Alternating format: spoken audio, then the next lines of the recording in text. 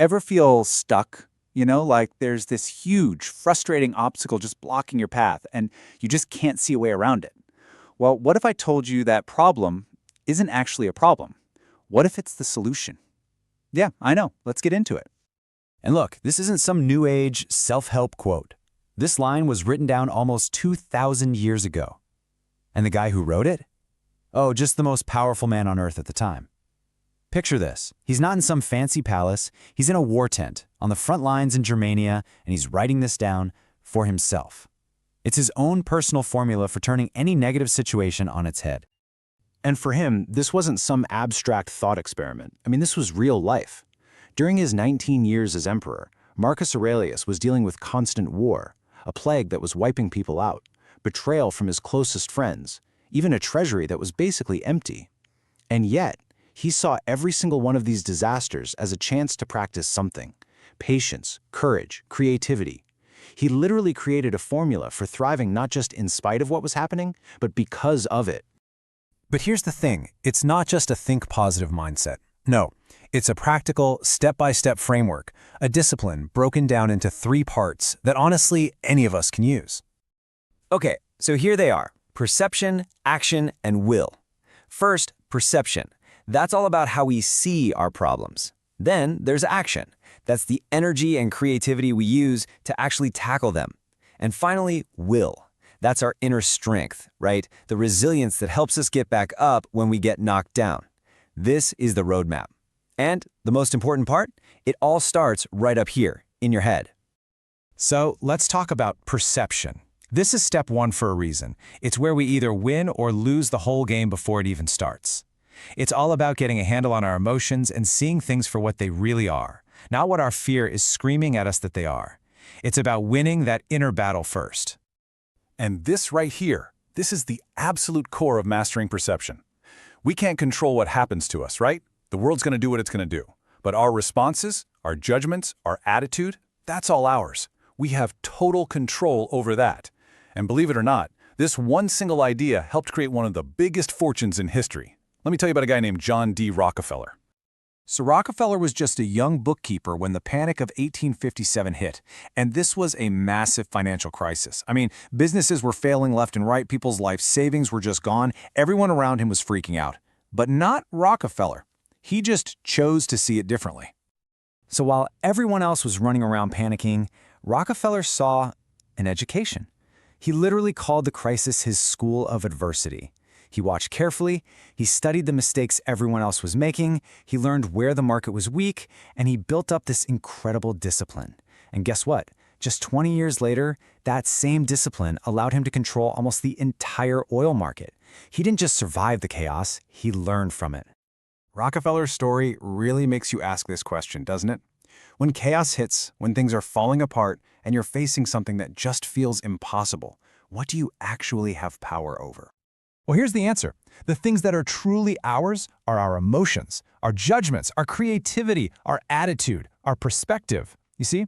These are the tools in our toolbox that no one can ever take away from us. And once we get our perspective straight, then we can move to step 2, taking action. Okay, so once our perception is clear, once our head is on straight, we have to act. But listen, not just any action will do. It has to be deliberate. It has to be creative and persistent. This is where we stop thinking and start physically breaking down that obstacle in front of us. And this is where most people get stuck, right? They're paralyzed by fear, frustration, helplessness. But the path we're talking about is all about directed action. It's about channeling that nervous energy into persistence, into ingenuity, into moving with a real purpose.